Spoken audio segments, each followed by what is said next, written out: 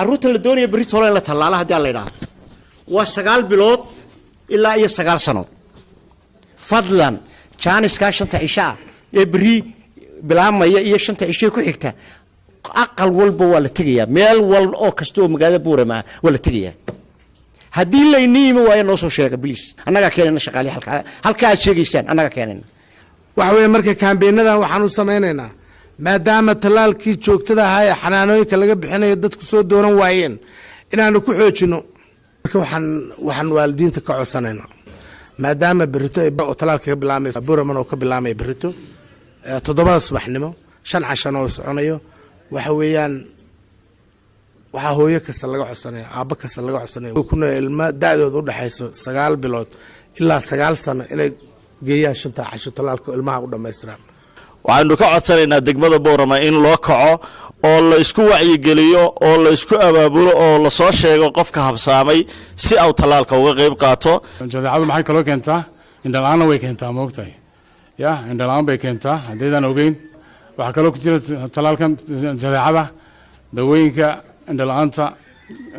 ka badbaadinaya maxay loogu darayaa talaalka haddaba maanta waxa la yiri talaalkaasi awlaadda ayuu badbaadinaya cudurkaana waa ka nabadgelinaya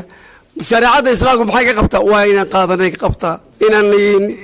cudurkaasi dhammaanteen awlaadda ka talaalo ka wasaaradahan oo ah wasaaradda ugu nugul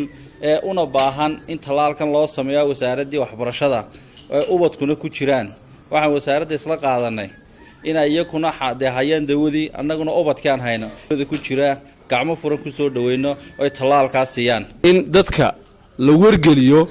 in berri oo sabtiya oo bishuna ay 10 tahay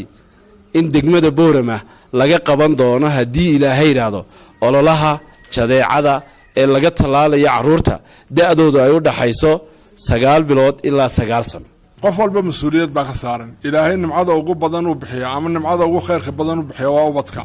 kii Ilaahay siiya hadaba waxa waajib ka saaran waxay tahay inuu ilmahan waajibkii ka saarnaa uu fidiyo oo daryeel u sameeyo oo waxbaro oo meel walba gaarsiiyo in talaalkani talaaladii hore ka duwan yahay oo dad xirfad lihi doorkan ay gacanta ku hayaan anaguna garab taaganahay kulka leeyni leeyahay awlaadiini wixii anfacayay baan wax u wadnaa oo soo dhaweyno oo bahda caafimaadka in ku garab sinna loo baahay xanuunka inaad ka hortagtaana inaad marka dambe daaweyntiisa aad ku riiqato inaad ka hortagtaa muhiim fariintan nidirayna maanta waxa weeye inaynu qaadanno fariinta inoo wadaan bahda caafimaadkiina waana mid inaan anfacaysa